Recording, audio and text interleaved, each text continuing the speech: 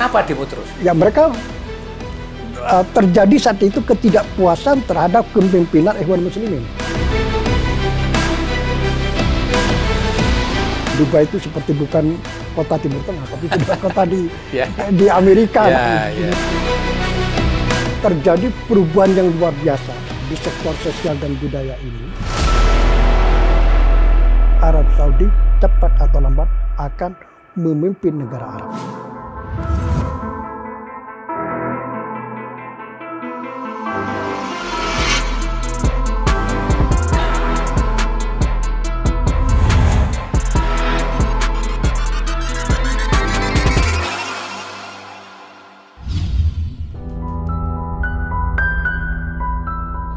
Salam kredensial.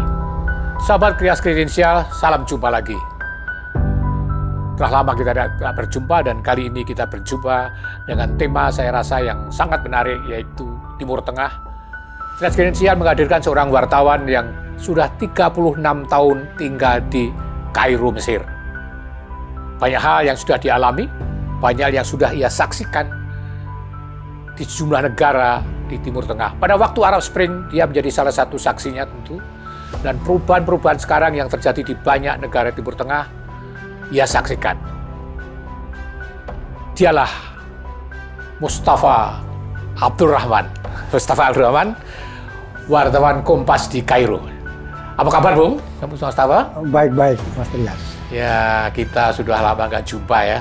Betul. Nah, ini Mas Mustafa ini asli Pamekasan, Madura. Betul.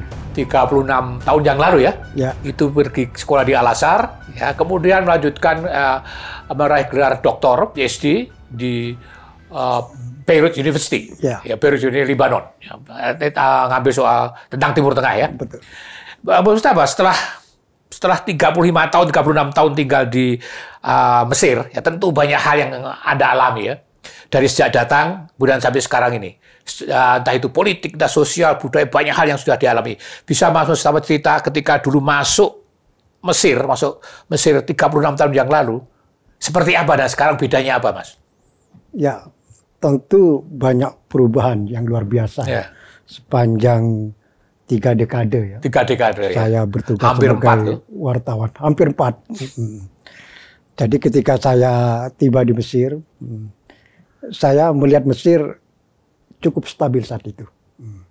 Jadi ketika pertengahan tahun 80-an lah. Jadi saya kira itu pengaruh dari pasca tewasnya Presiden Anwar Sadat pada tahun 1981. Yang menurut banyak cerita, Mesir menjelang tewasnya Anwar Sadat mengalami gejolak yang cukup luar biasa. Ada penangkapan di sana-sini oleh Presiden Anwar Sadat. Politik, lebih betul. Politik ya. Jadi gejolak politik ya. Kemudian berakhir dengan tewasnya Anwar Sadat. Setelah itu Husni Mubarak naik sebagai presiden. Pasca Husni Mubarak naik presiden pada tahun 81 ya. Mesir mengalami stabilitas yang cukup baik saat itu. Politik, ekonomi? Baik politik maupun ekonomi dan keamanan. Keamanan, ya. Dan perannya di Timur Tengah juga menonjol pada waktu itu ya. Jadi selama 1 dekade awal pemerintahan Husni Mubarak, Mesir mengalami stabilitas yang cukup baik, yang saya saksikan sendiri. Dan kemudian Mubarak mampu mengembalikan Mesir ke dunia Arab. Saat itu kan ada perjanjian Camp David perdamaian antara Israel dan Mesir pada tahun dikucilkan kan? Betul, pada 79 dikucilkan. Jadi dari semua negara Arab ya memboikot Mesir dan memutus hubungan diplomatik dengan Mesir.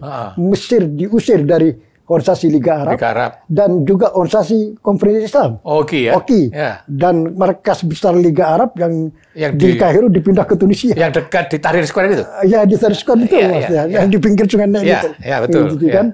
Itu kan gedung yang tinggi. Di pojokan sebelah. Betul, itu kan. Nah, itu dipindah ya. Markas Liga Arab dipindah ke Tunisia. Ya. Pindah Tunisia. Dan Mubarak berhasil mengembalikan Mesir ke barisan Liga Arab lagi. Dan negara-negara Arab kemudian memulihkan hubungan diplomatik dengan Mesir. Dan tidak berapa lama setelah itu, Mubarak juga berhasil mengembalikan Mesir ke pangkuan Organisasi Kerjasama Islam. Oke. Jadi dalam waktu 1 dekade, Mubarak berhasil mengembalikan Mesir dalam posisi yang semestinya baik di dunia Arab maupun di dunia Islam. Itu pada era Mubarak saat itu. Ya kemudian memang di luar dugaan ya, pada waktu Mubarak ternyata berkuasa sampai 30 tahun. 30 tahun ya? 30 tahun. Kan cukup lama lah. Bukannya cukup lama, memang lama ya? Lama. Dan salah satu presiden yang paling lama berkuasa di Timur Tengah. Di luar raja. Di luar raja ya? Andai kata Saddam Hussein nggak diserang tentara Amerika nyerang, ya lama juga itu. Iya, gitu. Jadi ya itulah risiko terlalu lama berkuasa. Kemudian memang ada gejolak dari dalam, ada gerakan demokratisasi di Mesir, dan puncaknya kemudian terjadi pada Arab Spring tahun 2009. Ya. Itu kan zaman Mubarak kan pernah mengalami masa stabilitas, ada ekonomi, politik semua stabil, kembali ke dunia Arab, kembali ke dunia Islam dan sebagainya. Tapi kenapa muncul juga gerakan itu? Ya itu akibat mungkin kekuasaan yang terlalu lama. Terlalu lama ya, terlalu 30 tahun itu tadi. Ya kemudian memang dinamika ekonomi juga terjadi di Mesir ya. Krisis ekonomi, kemudian ada ya gejolak politik juga akibat ada gesekan dari dalam, dan puncaknya gerakan ini menemukan momentum pada ketika meletusnya musim semi Arab pada tahun 2011. Walaupun musim semi Arab itu bukan dari Mesir, tapi dari Tunisia. Ya. Tapi gerakan demokrasi di Mesir ini memanfaatkan momentum yang terjadi dari Tunisia untuk dirembeskan ke Mesir dan berhasil menggulingkan Presiden Husni Mubarak. Kenapa ya? Faktornya apa ya? Saya agak lupa ya. Mungkin masyarakat umum juga sudah lupa. Faktornya apa yang membuat gerakan itu berhasil menyingkirkan Mubarak? Apa yang membuat dia berhasil? Ya, saat itu memang di dunia Arab mengalami stagnasi yang cukup lama ya. Tidak ada gerakan seperti itu. Ya. Tiba-tiba di luar dugaan yang bermula di Tunisia kita ketahui bersama itu, dan kemudian merembes secara cepat ke negara Arab lain, ke Mesir, ke Libya, ke Suriah, ke Yaman, dan berhasil menumbangkan semua rezim diktator di negara tersebut kecuali di Suriah sampai sekarang. Yang sampai sekarang masih berlangsung perang saudara. Mas Mustafa ya. Mas Mustafa sebagai wartawan di Kompas kan tinggal di Kairo 30 tahun wartawan Kompas di sana. Dan sebagai sarjana ya kan, doktor PhD soal Timur Tengah. Ya, bagaimana melihat apa dari Arab Spring itu Anda melihat itu bagaimana itu? Apa akibatnya apa yang ia rasakan, apa yang dirasakan Mesir pada sekarang ini? Ya, yang pertama itu menurut saya sebuah perkembangan alamiah ya, dari sebuah kekuasaan yang terjadi di beberapa negara yang sangat lama. Kemudian rakyat mungkin mengalami kejenuhan karena mereka juga tidak melakukan apa-apa, tidak berprestasi sesuai dengan lamanya mereka berkuasa itu ya. Kemudian saat itu dalam waktu yang sama juga diam-diam didukung oleh militer. Oh, militer. Yang tadi Anda sampaikan di dalam pecah itu, militer. Ya. Militer selama itu kan dukung rejim yang berkuasa. Rejim, betul. Karena tentara Mubarak sendiri kan juga militer kan? Militer, betul. Ya. Nah, kemudian misalnya kasus di Mesir misalnya. Di akhir kekuasaan Husni Mubarak kan ingin mewariskan kekuasaannya ke anaknya, ke Jamal Mubarak. Yang juga sekaligus saat itu menjabat sebagai sekjen NDP, National Democratic Party, yang berkuasa di Mesir saat itu. NDP. Dan ini yang tidak disukai atau ditolak oleh militer. Nah, maka militer diam-diam ya memanfaatkan momentum Arab Spring ini ya untuk ikut bersama-sama dengan rakyat masyarakat itu menggulingkan Husni Mubarak. Itu yang terjadi begitu? Itu yang terjadi. Kemudian itu yang terjadi pada tahun 2011 tersebut ya. Dan kemudian ini tidak hanya terjadi Mesir, juga terjadi Yaman, di Libya, kemudian dan sebetulnya ini kan terus berlangsung sampai sekarang Pak. Sampai 2019. Tadi sampaikan sampai Suriah aja belum selesai. terjadi di Aljazair juga. Ya, di Aljazair. Yang 2009 terjadi di Sudan. Dia juga berhasil menumbangkan rezim Abdul Aziz Bouteflika. Ya, betul. Pada 2019. Ya. Kemudian di Sudan berhasil menumbangkan rezim Omar Hassan Bashir. Ya, karena itu juga alasan HAM juga itu kan. Ya, gitu. Ya. Macam-macam lah. Wow, ya. Dan itu kan dianggap gerakan musim Arab gelombang kedua. Oh, musim kedua. Ya. Dan itu sebetulnya sampai sekarang masih belum selesai, Pak. Di Sudan sekarang masih terjadi. Kalau Mesir sendiri bagaimana? Apakah sudah selesai itu? Ya, Mesir sekarang relatif lebih baik situasinya dibanding negara lain. Karena militer yang berkuasa saat ini mampu mewujudkan stabilitas baik politik, ekonomi, sosial. Jadi artinya itu setelah revolusi, setelah Arab Spring itu, ya kan? Itu kembali ke militer lagi yang berkuasa ya? Betul. Atau bukan kemunduran dari sisi demokrasi itu? Ya. Kalau dilihat bahwa itu gerakan rakyat untuk meruntut tegaknya demokrasi dan sebagainya, gimana itu? Ini memang repot, Pak Trias. Karena kan sebetulnya kan rakyat Mesir itu sudah mendapat momentum demokrasi ya pada tahun 2011. Oh, ketika pemilu pertama. Pemilu 2011 baru ketika pemilu setelah jatuh ya. Pemilu setelah 2011 kan ada 2012 ada pemilu demokrasi pertama di Mesir. Setelah Mubarak jatuh. Yang mengantarkan Ikhwan Muslimin menang tersebut kan gitu. Morsi menang. Iya, betul. Ya. Nah, itu kan momentum demokrasi yang dialami oleh rakyat Mesir untuk pertama kalinya mungkin dalam sejarah Mesir. Dan itu adalah pemilihan yang fair betul. Betul, demokrasi.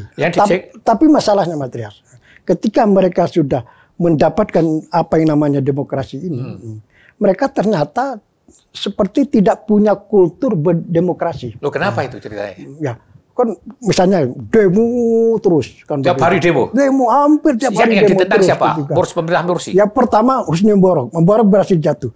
Kemudian diadakan pemilu demokratis pertama di Mesir. Ya. Pada tahun 2016 yang mengantarkan Morsi. Dan 2012. Menangnya pada 2012. Tapi itu tidak menghentikan demonstrasi rakyat setiap harinya, malah semakin menjadi itu. Jadi ketika apa yang mereka demo? Mubarak sudah jatuh, pemilu sudah terjadi, presiden baru sudah dipilih atas pilihan rakyat lewat pemilu yang demokratis. Tapi kenapa demo terus? Ya, mereka terjadi saat itu ketidakpuasan terhadap kepemimpinan Ikhwan Muslimin. Karena karena dianggap adalah Ikhwan Muslimin kurang melakukan sharing kekuasaan ya. Dengan kekuatan-kekuatan yang bersama-sama mengobarkan revolusi dan menggulingkan rezim Husni Mubarak. Jadi Morsi itu naik atas dukungan partainya Ikhwan Muslimin. Ikhwan Muslimin, ya. Muslimin kan sebelumnya pernah dilarang di sana. Zaman Sadat kan sudah dilarang. Masih ada itu? Sudah, ya. Ketika terjadi Arab Spring dan berhasil menggulingkan Husni Mubarak, kan kemudian semua dilegalkan.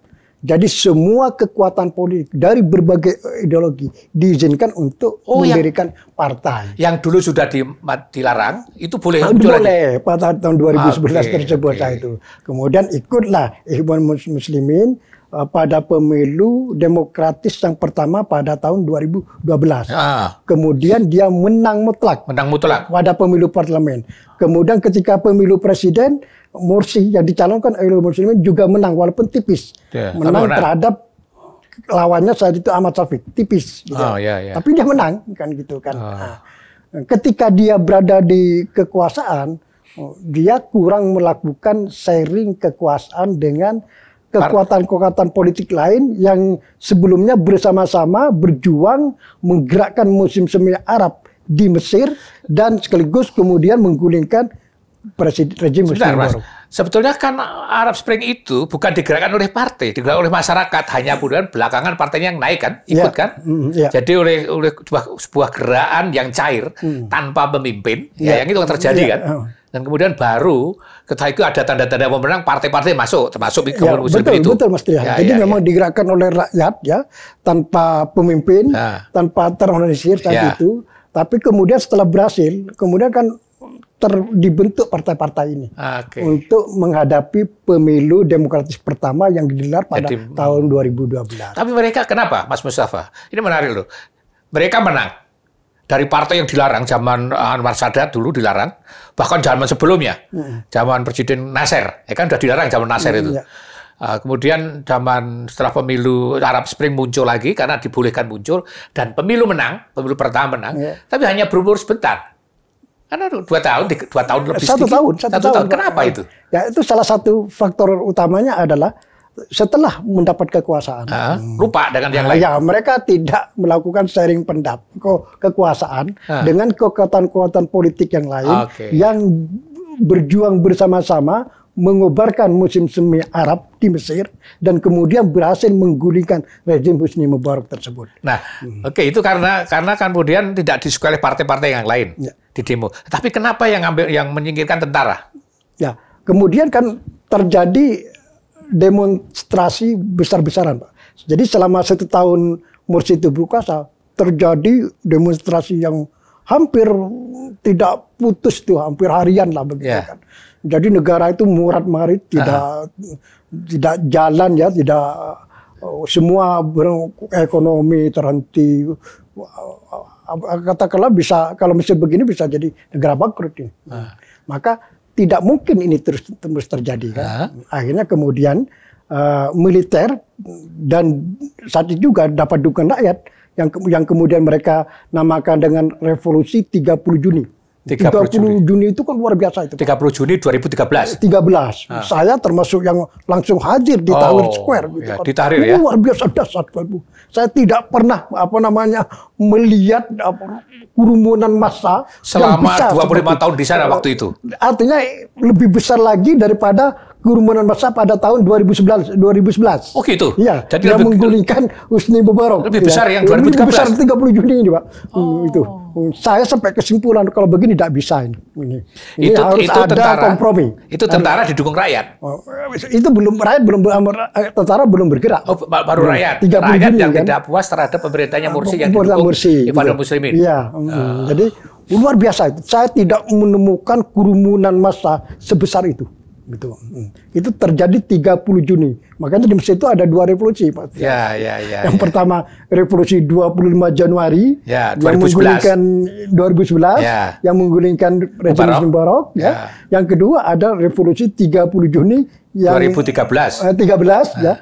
Yang menggulingkan rezim Ahmad Mursi, Presiden Ahmad Mursi.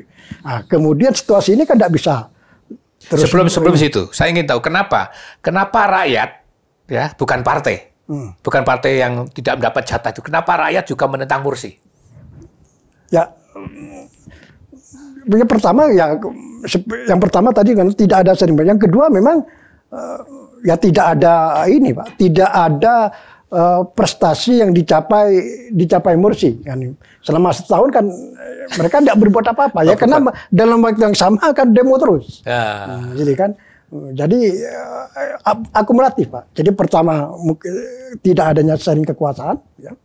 Yang kedua juga Mursi tidak berbuat apa-apa ya karena memang demo terus. Jadi rakyat sudah nggak sabar. Ya bisa juga dikatakan itu akhirnya rakyat tidak sabar ya. Setelah itu kemudian militer memanfaatkan situasi ini bahwa situasi ini tidak bisa terus berlanjut di Mesir. Itu yang mendorong militer masuk. Militer kemudian mengambil tindakan untuk menggulingkan rezim Presiden Ahmad Mursi ini. Gitu. Tapi kenapa lanjutannya, Mas Mustafa? Setelah Mursi jatuh, partainya pun kemudian dilarang oleh militer. Kenapa? Ya.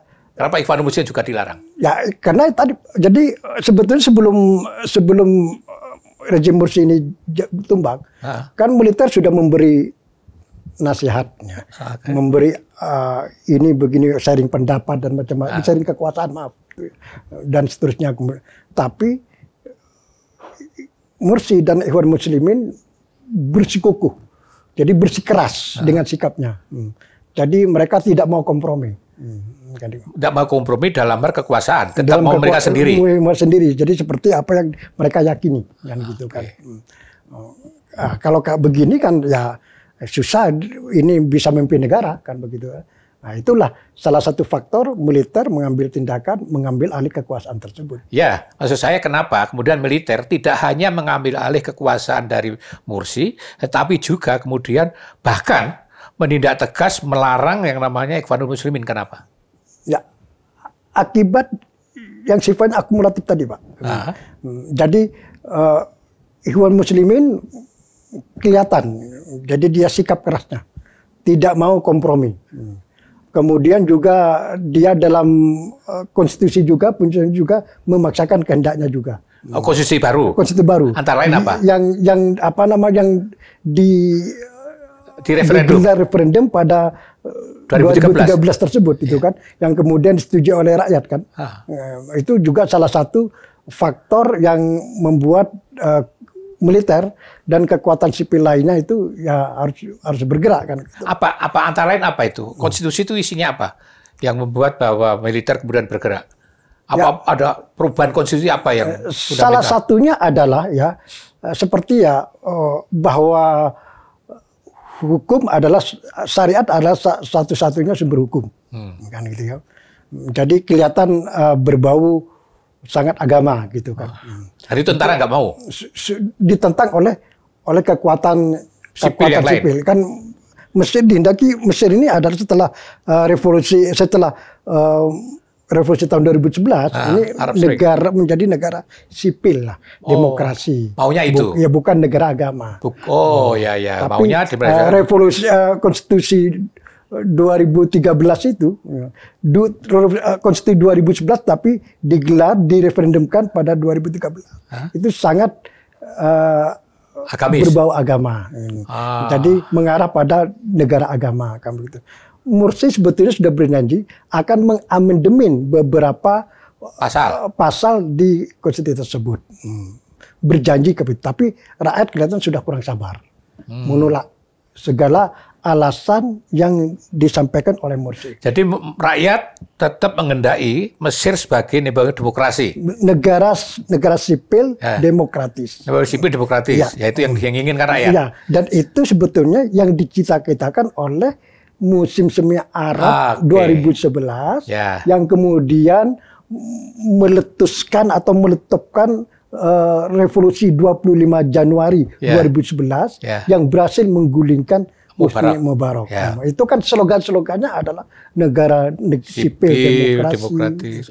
Ya, tapi ternyata setelah dibelokkan gitu. Jadi banyak hal-hal yang berbau agama kan begitu. Itu yang ditolak keras oleh rakyat gitu. Dan tentara manfaatkan itu. Kemudian kalau situasi kayak begini kan nggak ada yang lain. Negara habis. Nggak ada yang lain selain tentara yang bisa. Ada. Akhirnya tentara turun tangan. Tapi setelah itu kan kemudian tindakannya kan sangat keras. Ya, maksudnya tentara ketika kemudian berkuasa, sisi berkuasa, tentara itu berkuasa, tindakan sangat keras terhadap Ikhwan Muslimin. Betul. Ya, gimana ceritanya? Jadi, ya itu juga kan berbagai faktor. Tidak hanya tentara. Bahwa kan kelompok-kelompok sipil yang menentang kekuasaan Ikhwan pada waktu itu, dia kan juga bersikeras kalau begini Ikhwan tidak bisa bekerja sama, tidak bisa Ikhwan itu bagian dari negara. Kalau caranya kayak begini, jadi mau memaksakan kehendak sendiri, tidak mau kompromi, gitu kan, tidak mau sharing kekuasaan. Ya, terus kemudian tindakannya kan sangat tegas, bahkan dilarang lagi kan? Kemudian setelah itu dianggap atau ditetapkan sebagai organisasi terlarang. Organisasi terlarang. Terlarang sampai sekarang, dan baik politik maupun ekonomi sekarang dihabisin. Dihabisin benar gitu. Bagaimana caranya? Dilakukan pemerintah apa? Ya, secara politik pemerintah langsung menetapkan bahwa Ikhwan Muslimin sebagai organisasi terlarang. Nah, kemudian secara ekonomi semua pengusaha yang berhubungan dengan Ikhwan Muslimin ekonominya dihabisin. Jadi pengusaha pun yang punya hubungan dengan Ikhwan Muslimin dihabisi juga? Betul. Usahanya dihabisin. Itu yang terjadi di Mesir sampai sekarang. Oh, itu setelah 2013 itu ya? 2013 sampai sekarang. Sampai sekarang ya? Dan ada tanda-tanda mau bangkit lagi mereka? Habis ya? Tidak ada. Artinya rakyat juga mengenai itu? Betul. Sampai sekarang tidak ada tanda-tanda ya ada Ikhwan mau balik lagi. Tidak ada sama sekali gitu. Bahkan sekarang ini kan sedang digelar dialog nasional. Dialog nasional. Mulai awal Juli itu kan, yang diikuti oleh semua kekuatan politik di Mesir. Ini inisiatif dari Presiden Abdel Fattah El-Sisi kan gitu kan. Semua partai menyambut baik digelarnya dialog nasional ini. Okay. Kecuali mereka satu syarat. Jadi Ikhwan tidak boleh ikut. Oh itu, dari Ikhwan nggak boleh ikut dialog. Nggak boleh ikut sekarang. Nggak boleh dialog. Jadi karena kan sudah nggak ada juga. Nggak ada juga. Ya memang artinya khawatir nanti ada upaya untuk memberi pintu lagi. Ada nggak mungkin kelompok itu berbaju yang lain gitu? Ada nggak itu? Tidak ada sama sekali. Ya tidak ada tanda-tanda sama sekali. Semua tidak ada dikasih pintu sedikit pun. Ikhwan kembali ke dunia politik di Mesir. Tidak berusaha muncul dengan jaket baju yang lain gitu ya? Tidak ada ruang, Pak. Tidak ada ruang? Tidak ada ruang sama sekali. Karena tindakan tegas itu? Tindakan tegas tersebut. Dan untuk di dalam negeri tidak ada ruang. Kecuali dia sekarang bergerak di luar negeri ya. Di luar negeri gimana? Di Timur Tengah? Negara-negara yang lain bagaimana? Ya mungkin dia sekarang kan ada di Istanbul ya. Oh di Turki? Ya, ada di Turki, ada di London gitu kan. Kalau di Timur Tengah mana yang masih ada itu? Arab Saudi kayaknya nggak mungkin. Nggak mungkin. Qatar pun sekarang sudah baik dengan Mesir ya.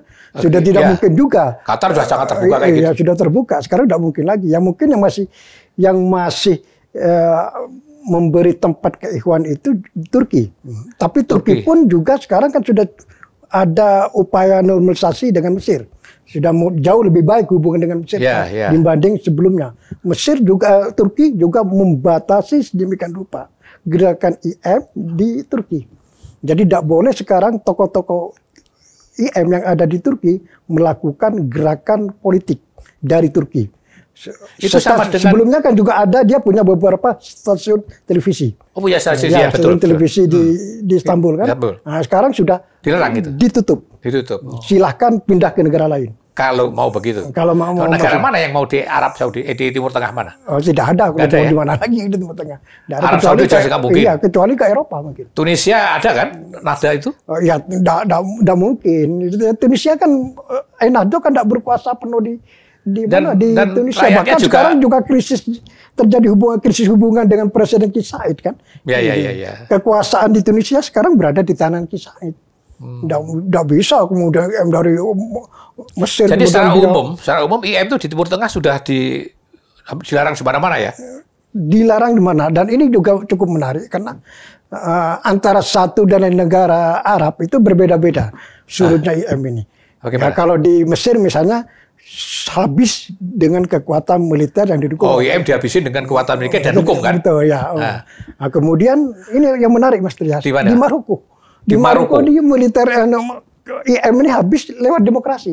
Maksudnya apa? Lewat pemilu gitu? Ya, jadi dia pemilu kalah telak. Pemilu bulan September tahun 2021 kemarin. Ya. Partai Keadilan dan Pembangunan yang disingkat PJD. Kayak partainya di Turki ya? Ya itu ya. Jadi pada pemilu 2016 dia meraih 125 kursi. 2016 120 terbesar. Ya. Tapi pemilu September 21 dia hanya dapat 12 kursi. Habis jatuh, ya? Habis dari 125 jadi 12. Jadi boleh bisa disebut kena hukuman rakyat. Oh, jadi rakyat sendiri yang menghukum kekuatan politik Ikhwanul Muslimin di Maroko. Yang menang akhirnya kan Partai Liberal. Jadi RNG, Rally National Independent. Itu partai yang beraliran liberal yang berhasil meraih 97 kursi pada pemilu September 2021. Apakah itu rakyat karena ketika mereka berkuasa nggak ada hasilnya, atau karena perbedaan politik, atau masalah ideologis? Yang pertama tentu selama satu dekade berkuasa di Maroko, ya prestasinya tidak standar-standar saja, tidak ada menonjol. Yang kemudian yang kedua ya biasalah namanya partai kalau sudah berkuasa dan besar terjadi konflik di dalam. Dan ini yang terjadi di kubu Ikhwanul Muslimin dan pecah di dalam. Itu yang menyebabkan dia kalah dalam pemilu September 2021. Coba bayangkan, dari meraih 125 kursi, hanya 12 kursi. Itulah. Bahkan ya saat ini faktor yang ketiga. Jadi ada elit politik Ikhwanul Muslimin di Maroko melakukan penggembusan juga. Jadi penggembusan pada pemilu pada September 21 itu. Jadi inilah jadi akumulatif faktornya. Jadi menarik ya. Kemudian terjadi penggembosan. Jadi elitnya sendiri yang menggembosi suara partainya sendiri. Matinya, kalahnya, mengecilnya karena lewat pemilu ya. Lewat pemilu. Lewat pemilu. Ini beda, terjadi di dunia Arab. Beda ya dengan tadi di Mesir lewat kekuatan kan, kekuatan militer ya kan, tapi juga kemudian diperkuat dengan hukum ya kan. Iya. Mas Mustafa, saya ingin tahu, Mas Mustafa tentu mengikuti perkembangan selain tadi Mesir, karena Mesir, Mas Mustafa yang berada di Mesir 35 tahun, tapi juga pasti akan melihat negara-negara lain di kawasan. Yang sangat menarik di Timur Tengah ini yang kan perubahan di Arab Saudi, Mas. Ya, betul. Arab Saudi kan ini dahsyat perubahannya. Ya. Kemarin dulu bulan lalu barusan Biden ke sana, kemudian pertemuan, ya kan ada pertemuan Biden dari Israel, kemudian ada pertemuan 11 negara Timur Teluk itu, ya kan? Tapi kemudian saya ingin katakan apa yang terjadi di Arab Saudi? Terjadi perubahan yang sangat dahsyat dalam ini. Apa yang terjadi itu? Saya sebenarnya melihat perubahan yang luar biasa di Arab Saudi saat ini, yang disebut revolusi sosial budaya. Ya. Saya kebetulan sekarang sedang membuat buku itu. Oh. Jadi geger revolusi sosial budaya di Arab Saudi. Oke. Sekarang sudah mau selesai belum? Dalam proses editing di penerbit buku Kompas. Sudah sampai sini? Sudah di penerbit Kompas. Dijadwalkan mungkin September atau Oktober sudah. Wah, jangan lupa nanti itu. Terbit. Jangan lupa itu. Siap gitu kan. Ya. Kembali masalah perubahan di Arab Saudi. Saya membaca perubahan di Arab Saudi itu sudah sejak 2014. Ketika terlihat. Saya menunaikan ibadah haji. Jadi, 2014 itu saya menunaikan ibadah haji. Saya sudah. Yang keberapa itu? Yang ketiga. Yang ketiga kali. Yang keberapa? Yang ketiga kalinya. Selama di Kairo. Selama di Kairo itu kan. Saya sudah membaca perubahan Arab Saudi. Saya melihat Aziziyah itu. Ada distrik Aziziyah, itu distrik pinggiran Mekah. Itu perubahan itu luar biasa, Mas Trias. Apa secara fisik, maksudnya perubahan fisik itu? Kemudian juga ya kayak Kentucky Fried Chicken sudah masuk. Oh, gitu kan. Kayak kita dulu waktu di Gaza ada Kentucky di sana. Musuh Amerika tapi ada rumah makan Amerika ya. Kemudian McDonald's sudah masuk. Wah, itu ada juga. Itu dari Kemudian Mekah itu kan sudah ada berdiri yang megah Mekah Tower, Pak. Yang Mekah Tower. Yang Mekah Tower. Yang di dalamnya ada, di bawahnya ada mall yang cukup megah. Mall. Di mall. Di bawahnya itu kan. Ini saya melihat Saudi sudah berubah. Itu pada 2014. Ya. Sebelum bergulir revolusi apa yang namanya visi Arab Saudi 2030 yang meletupkan MBS yang digalang oleh MBS yang kemudian meletupkan revolusi sosial budaya yang seperti kita saksikan sekarang itu, misalnya seperti kaum wanita perempuan diperbolehkan menyetir, ya, perempuan sudah boleh setir, boleh, kemudian konser musik bebas digelar. Perempuan juga boleh nonton? Boleh nonton bebas, kemudian perempuan juga bebas menonton sepak bola, event-event olahraga.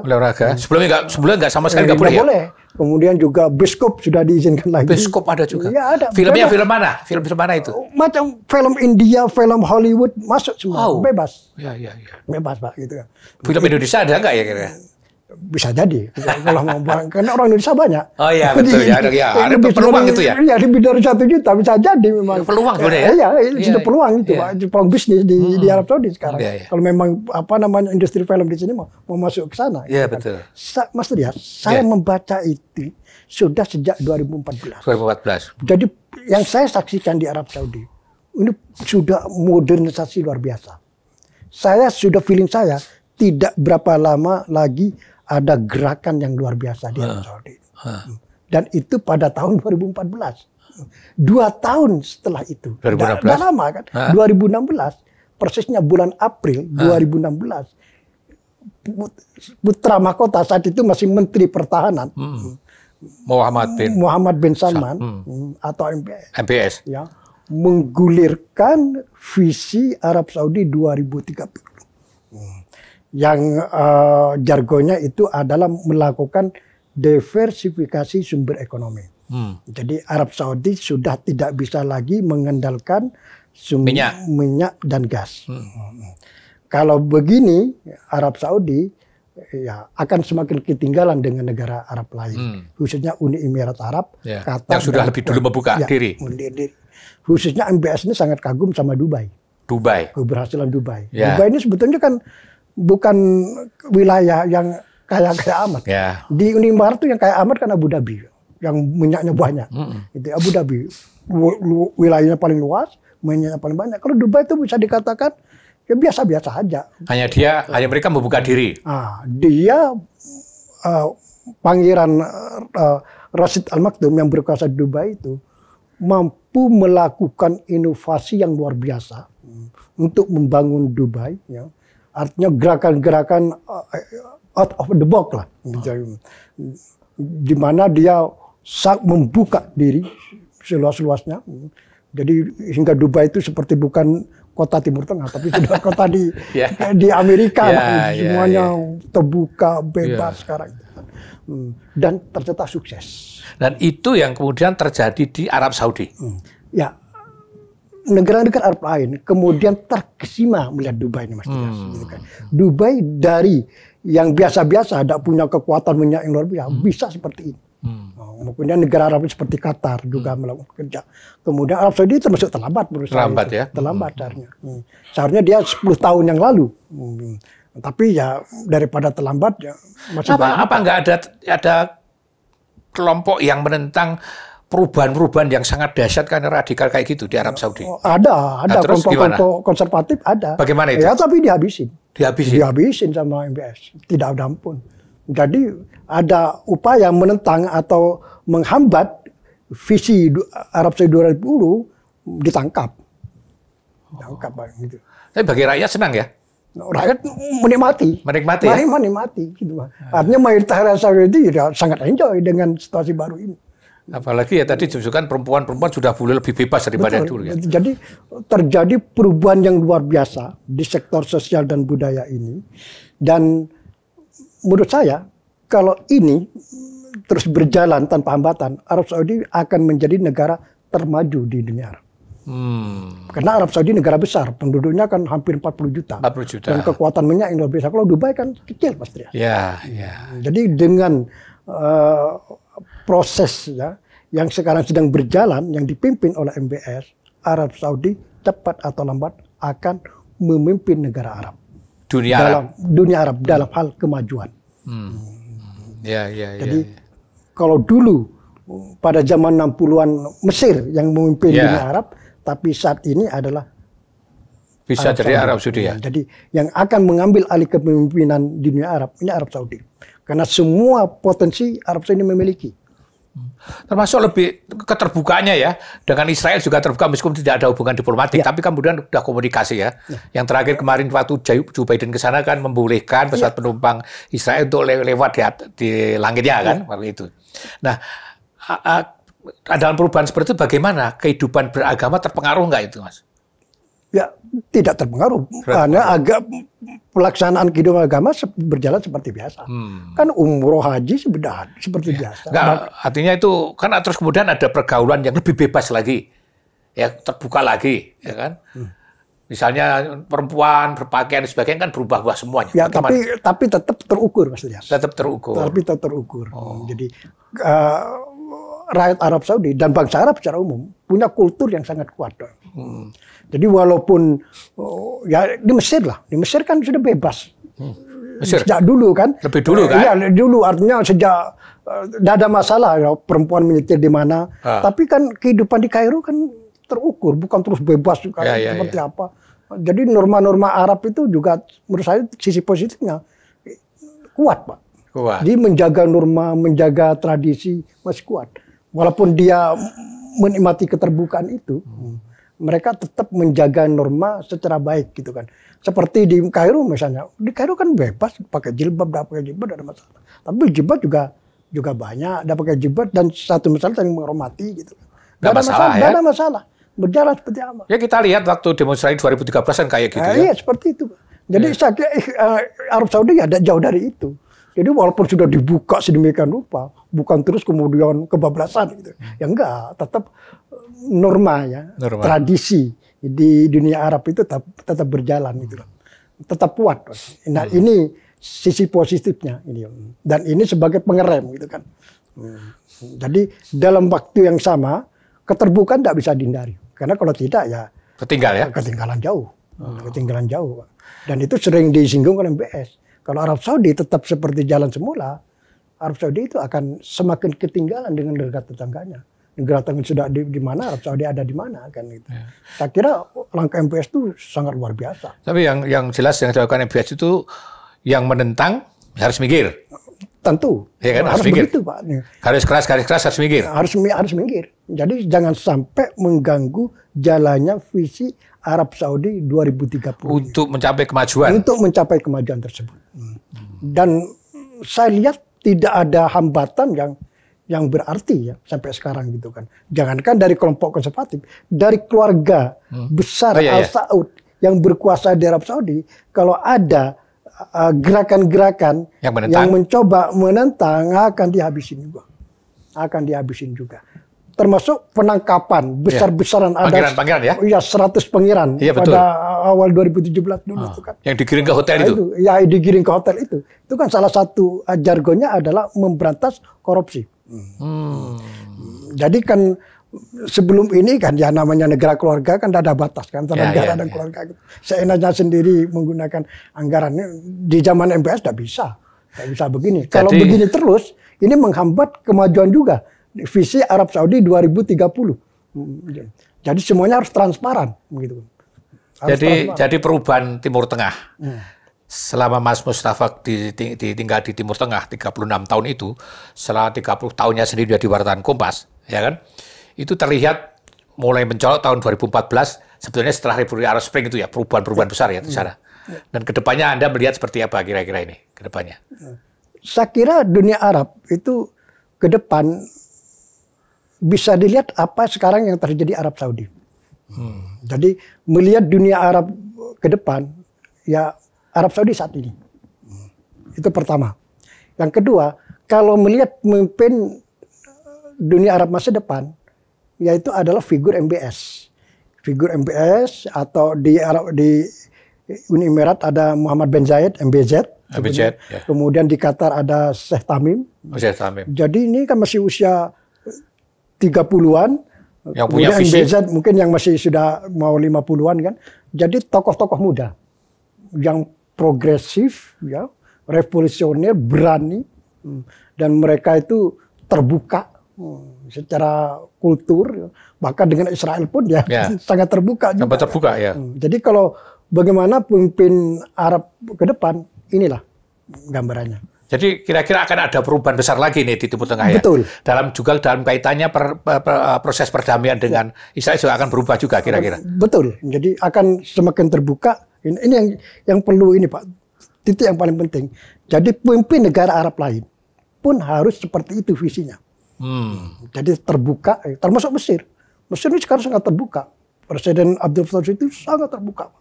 Jadi pembangunan di mana-mana gitu ya kan. Kemudian juga relasi dengan berbagai negara dia melakukan secara imbang gitu. Sangat terbuka.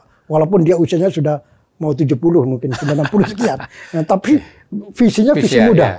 Visinya visi muda. Jadi fenomena MBS, MBZ itu Sheikh Tamim itu fenomena yang sedang ngetren di dunia Arab saat ini.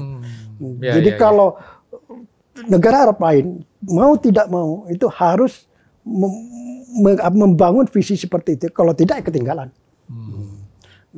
Jadi peluang tercapainya perdamaian terbuka ini ya? Terbuka Pak, sangat terbuka. Kalau Palestina nolak-nolak ya ketinggalan juga berarti? Ya, sekarang kan ada Abraham Accord ya. Yang tahun 2020 itu kan sudah termasuk revolusi dalam hubungan dunia Arab dengan Israel. Betul. Abraham Accord itu kan dimulai dari Uni Emirat, kemudian diikuti oleh Bahrain. Nah, kemudian setelah itu ada Sudan, ada Maroko kan. Secara de facto Arab Saudi itu bagian dari Abraham Accord secara de facto, walaupun secara formal sampai sekarang masih dia masih hati-hati. Menolak secara formal.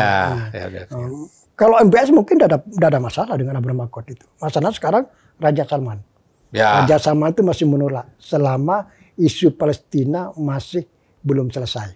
Kan ini masalah yang perlu disampaikan itu kan generasi kedua keluarga As-Saud yang berkuasa, yang sekarang yang terakhir Raja Salman.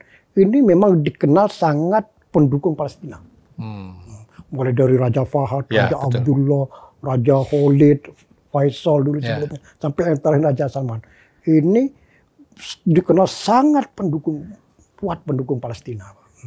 Dan Arab Saudi, salah satu hambatan Arab Saudi ini tidak ikut secara resmi Abraham Accord karena ada Raja Salman. Tapi menghormati ya. MBS, kalau MBS sih sudah ada proses, kan MBS sudah menggelar pertemuan rahasia dengan Netanyahu Ya, di betul. Nikotanium itu Betul. tahun lalu, Ya. 2000 bulan September Ya. 2021 sudah menggelar pertemuan rahasia. Artinya kan tidak ada masalah. Sudah nggak rahasia lagi, Mas. Sudah tidak ada masalah lagi itu kan. Ya, Sudah baik, ada Mas masalah Mustafa, lagi. menarik banget ini. Ceritanya masih panjang ya. Kalau kita cerita tentang Timur Tengah banyak perlu soal makanannya ya kan. Ya. Wah, Jadi makanannya. tinggal ini Pak, mungkin kalau ya kita berdoa berusia panjang lah. Kalau Raja Salman mau ya, udah mungkin keesokan harinya sudah ada Abraham Accord. Iya, iya. Agar berdamaian ya. Ya, kita berharap seperti itu agar berdamaian. Ya, terima kasih sekali Mas Mustafa. Terima kasih. Banyak sekali ceritanya Terima tentang kasih. Timur Tengah yang masih akan terus berkembang Ya. dan kemudian yang tadi sampaikan Arab Saudi akan menjadi mungkin yang akan mercusuarnya Timur Tengah ya. Betul, Mercusuar Timur betul. Tengah. Sekali lagi terima kasih Mas Mustafa Terima ceritanya. kasih. Sahabat Trias Kredensial, terima kasih banyak telah bergabung dengan kami, mengikuti obrolan kami dengan Mas Mustafa yang 30 tahun menjadi wartawan Kompas di Kairo dan 36 tahun tinggal di Kairo dan mengawasi segala perubahan yang terjadi di Timur Tengah. Salam, jumpa lagi dalam kesempatan. Salam Kredensial.